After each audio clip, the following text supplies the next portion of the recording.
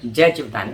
Beauty with astrology की founder मैं कामिनी खन्ना आप सभी समझदार दर्शकों के साथ एक बार फिर एक चर्चा का विषय लेकर हाजिर हूँ। सूर्य कर्क राशि में प्रवेश कर चुके हैं। आशा करती हूँ कि आपने बुध के कर्क राशि में जाने का वीडियो अब तक देख लिया होगा। अब ये भी जान लीजिए कि सूर्य बुधादित्य योग बनाने के लिए बुध के पीछे पीछे उसी दिन कर्क राशि में प्रवेश कर जाएंगे 16 जुलाई 2022 को। और इस चर्चा को आगे बढ़ाने से पहले मैं आप सबसे नम्र निवेदन करता हूँ कि सब्सक्राइब कीजिए मेरा ये YouTube चैनल YouTube/ब्यूटी विद एस्ट्रोलॉजी। जब आप सब्सक्राइब करेंगे तो पॉपअप होकर ऊपर बेल बटन आएगा और उसे क्लिक करते ही मेरे चैनल की सभी जानकारियाँ आप तक सबसे पहले पहुँचती रहेंगी। मैं जो राशिफल बताती हूँ वो लग्न के अनुसार है और जिन लोगों को कंसल्टेंसी चाहिए उन लोगों के लिए मैंने व्हाट्सएप नंबर दिया हुआ है। चलिए जानते हैं कि 16 जुलाई को रात को 10:56 पर सूर्य कर्क राशि में प्रवेश कर जाएंगे, जहां पर वो पूरा एक महीना 17 अगस्त 2022 तक रहने वाले हैं और फिर उसके बाद वो सिंह राशि में प्रवेश कर जाएंगे। इसी बीच आप ये समझ लीजिए कि वो बुध के साथ रहेंगे और बुध तो फिर आगे निकल जाएंगे सिंह में, लेकिन वहां पर 6 अगस्त को शुक्र कर्क राशि में प्रवेश कर रहे हैं। तो शुक्र और सूर्य का ये संगम 6 से लेके 16 तारीख तक 17 तारीख तक 17 अगस्त तक मतलब 10 दिन के लिए ये शुक्र के साथ भी रहेंगे सूर्य। तो ये अपने जलवे जो दिखाते हैं ना, ये शुक्र के साथ नहीं दिखा पाएंगे। और ये भी जानना पड़ेगा कि सूर्य जो है अपने मित्र चंद्र के घर जाकर क्या बहुत ज़्यादा जलवे दिखा पाएंगे, क्योंकि उन पर गुरु की दृष्टि है और गुरु की दृष्टि होने के बावजूद मतलब पंचम दृष्टि गुरु की पड़ रही है सूर्य पर कर्क राशि पर, तो सूर्य वहां पर बैठेंगे तो गुरु की दृष्टि रहेगी। सूर्य गुरु का कॉम्बिनेशन बहुत अच्छा होता है, आप जानते हो, लेकिन यहाँ पर सूर्य को बहुत ज़्यादा अच्छा असर नक्षत्रों की वजह से भी कम मिलता है।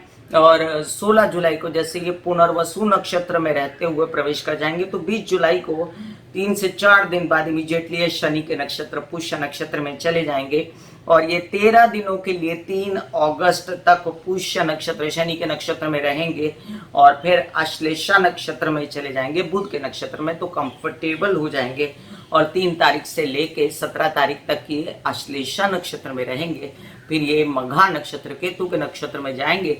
लेकिन इसी बीच जैसे मैंने आपको बताया कि 6 अगस्त को शुक्र कर्क राशि में प्रवेश कर रहे हैं, तो सूर्य के लिए यहाँ मौका कौन सा है आपके सारे काम निपटाने का? तो सूर्य के लिए यहाँ मौका मिलता है 3 अगस्त से लेके 17 अगस्त तक का, जब ये अश्लेषा नक्षत्र में रहेंगे। और उससे पहले ये 4 दिन जो पुनर्वसु नक्षत्र में 16 से लेके 20 तारीख तक रहेंगे, तो ये 2 जो चंक हैं ये याद रखिए 16 से 20 और उसके बाद 3 अगस्त से लेके 17 अगस्त सूर्य अपना जलवा दिखा पाएंगे। उसमें से भी सबसे ज्यादा जलवा जैसे सूर्य उदित होते हैं ना, तो वो बहुत ही ज्यादा प्रभावी और सात्विक और बहुत ज्यादा अच्छा सृष्टि पर असर डालने वाले होते हैं।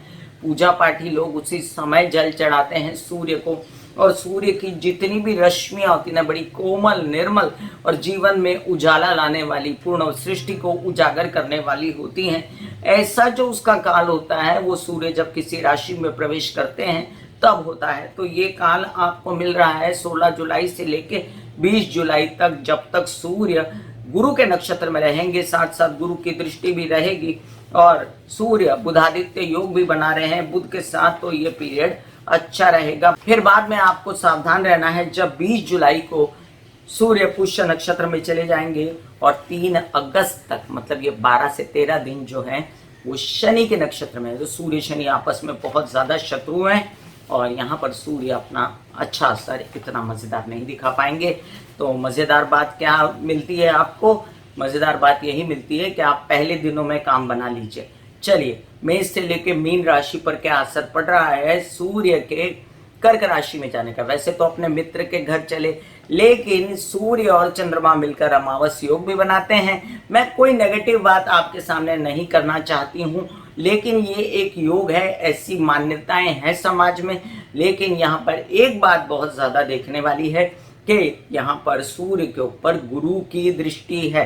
अब सूर्य जो है जब कर्क राशि में जाएंगे तो गुरु मीन राशि से इनको पंचम दृष्टि से देखेंगे, जिस कारण कर्क राशि बची हुई है शनि की दृष्टि से। पीछे मैंने शनि के वीडियो में डिस्क्रिप्शन में लिंक डाल देती हूँ, मैंने कहा है कि शनि जो उत्पात मचाएंगे कर्क राशि को देख के, वो अब नहीं मचेगा, क्योंकि वहां पर गुरु की दृष्टि भी है।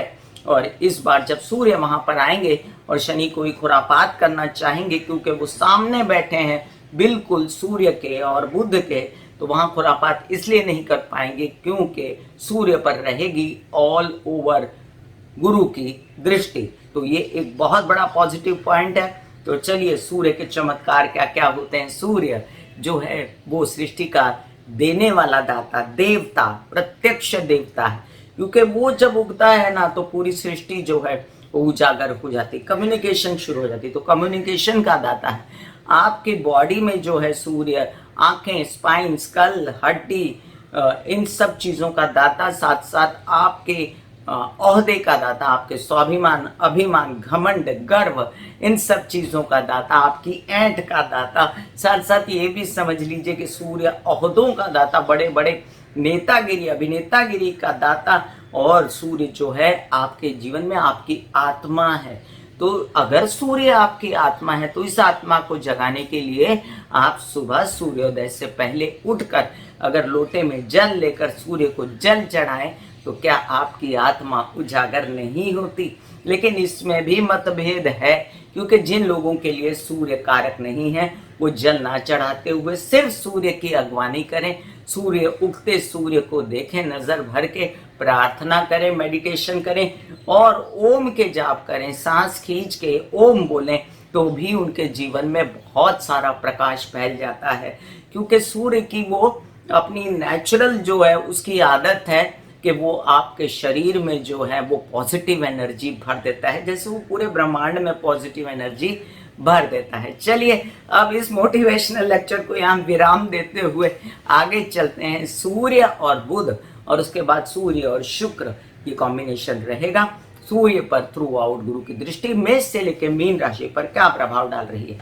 मेष राशि चतुर्थ में सूर्य आ जाएंगे। बहुत ज्यादा कंफर्टेबल नहीं माना जाता, फिर भी कुछ छिटपुट काम आपके सरकारी दरबारी जो घर लेने में अटक गए थे, मतलब घर की कोई पेपर नहीं बने हैं, माता पक्ष से कोई साइन करवाना है, उनकी तबीयत थोड़ी खराब थी, उनका जोश थोड़ा कम हो गया था, या आपके घर में हेल्पर्स आपको नहीं हेल्प कर रहे थे। फिर एक सूर्य की और बड़ी उसकी खूबी है कि जहां जाता है वहां प्रकाश कर देता है, वहां की सब गलतियां उघाड़ देता है। तो आपके घर में क्या क्या गलत चल रहा है, क्या क्या ठीक होना चाहिए, हेल्पर्स कैसे होनी चाहिए, माता की तबीयत कैसे ठीक होगी, ये सब पर प्रकाश पड़ेगा और आप इस समय चलेंगे उस ओर के इन चीज़ों से फ़ायदा कैसे लिया जाए। जिनको हार्ट की तकलीफ है वो अपने तकलीफ को भी डायग्नोज वगैरह करा सकते हैं, और पेट से लेकर बीमारियां हैं तो भी पता चलेगा कि क्यों है, डायग्नोज हो जाएगा। वृषभ राशि आपके चतुर्थ भाव के स्वामी हैं और आपसे चतुर्थ भाव से द्वादश बैठने वाले हैं, तो घर के ऊपर खर्चे होंगे, रेनोवेशन पे खर्चे होंगे, यात्राओं पे खर्चे होंगे, लेकिन बेटरमेंट के लिए आप घर के अंदर पैसा लाने की कोशिश करेंगे, माता पक्ष की तबीयत का ध्यान रखेंगे। इसके साथ साथ आपके छोटे भाई बहन आपका सपोर्ट करेंगे। कुछ यात्रा पे निकलेंगे तो कुछ पेपरबाजी के काम हो जाएंगे, कुछ आपके गवर्नमेंट रिलेटेड काम हो जाएंगे, लेकिन आप थक जाएंगे, आपको थकान ज़्यादा होगी और काम कम होगा। ये तो देखना है आपको कि काम तो निपटाना है, चाहे ज़्यादा चाहे कम, और आपका उत्साह, उमंग, थोड़ा सा प्रकाश फैलेगा दिमाग में कि मुझे सारे काम निपटाने हैं। मिथुन राशि तृतीय भाव के स्वामी जाके बैठेंगे आपके द्वादश उससे कर्क में, तो होगा क्या, आपको यात्राओं पर जाने का मन है आगे चल के, लेकिन फिलहाल उसकी योजना बनाने के लिए धन को संचित कर रहे हैं। धन आपका संचित इतना हो नहीं पा रहा है जितना आपकी कोशिशें हैं, लेकिन आपको फायदा होने जा रहा है बोलने चालने के, काउंसलिंग, कंसल्टेशन, नेतागिरी, अभिनेतागिरी या आपके परिवार से सपोर्ट, इन सब बातों से। अब आप ये देख लीजिए कि अगर आप कोई ऐसी चीज़ करते हैं जिसमें आपको गवर्नमेंट से पैसा आना बाकी था, कोई सरकारी काम में पैसा आना बाकी था, तो करिए कॉल, उठाइए फ़ोन और उनसे पैसा मांगिए। आपके छोटे भाई बहन और आपके परिवार का सपोर्ट ये पैसे आपको दिलाएगा। कर्क राशि लग्न में सूर्य आपकी पर्सनालिटी को उजागर कर देते हैं। अब आप जो है अपनी कमियां खुद ही ढूंढ लेते हैं कि क्या कमियां हैं मुझ में, और लोग भी अब आपकी इज्जत करते हैं, आपका लोहा मानते हैं, आपकी तबीयत आत्मिक रूप से ठीक होती है। आपके लिए मेडिटेशन करना बहुत ज़रूरी है। तो कर्क राशि वाले बहुत ही नाजुक से और मेंटली जो है ना बहुत ही डाइवर्ट हो जाते हैं जल्दी, कभी गुस्सा कभी प्यार। तो इसमें अगर सूर्य की आराधना करते रहें तो इनको पैसा भी आता रहता है, और आंशिक रूप से इनको पैसा भी आएगा, क्योंकि इनकी पर्सनालिटी में निखार आएगा। तो नेतागिरी अभिनेतागिरी से रिलेटेड आपके पैसे वैसे खुल सकते हैं, और अपनी पर्सनालिटी में अगर आप चेंज करके कुछ फोटो सेशन वगैरह कराना चाहते हैं, मीडिया के काम करना चाहते हैं, तो वो भी हो जाएंगे। आगे बढ़िए और काम कीजिए। सिंह राशि, आपके लग्नेश हैं सूर्य, कर्क राशि में आएंगे तो बहुत अच्छी बात है, लेकिन द्वादश में आएंगे तो ये समझ लीजिए कि द्वादश में जब सूर्य आते हैं तो आपके विदेश रिलेटेड कामों में वो बताएंगे क्या काम करना चाहिए आपको। आपके प्रेम संबंधों को भी खोल कर बता देंगे कि देखिए इसमें ये गलतियां हैं और ये नहीं है, या ये संबंध बनाने से आपको ये तकलीफ हो सकती है या नहीं हो सकती। खर्च भी हो जाएंगे आपके अनाप शनाप विदेश में, तो संभल के करिएगा। आपके क्या कहते हैं तबीयत जो है उस पर भी आपका प्रकाश पड़ेगा कि क्यों तबीयत खराब थी, कोई संबंध आपके ऐसे थे जिससे आपको बेचैनी हो रही थी, तो उस पर भी प्रकाश पड़ेगा कि संबंध कैसे सुधरेंगे। खर्चों पर कंट्रोल रखिएगा, ये मेरी आपसे निवेदन है। कन्या राशि, सूर्य का जो आपके द्वादश भाव के स्वामी हैं, आपके लाभ भाव में आना, इसका मतलब है लाभ होने वाला है। इसीलिए तो आगे चल के खर्च होगा, और वो खर्च में आपको फायदा होगा। कोई सरकारी दरबारी काम, कोई गवर्नमेंट से रिलेटेड काम, केसेस, विवाद, इसमें प्रकाश पड़ के आपकी बाजू स्ट्रांग हो जाएगी, और आपके कई सारी बातें उलट सकती हैं, बशर्ते कि आप उस दिशा में काम करें।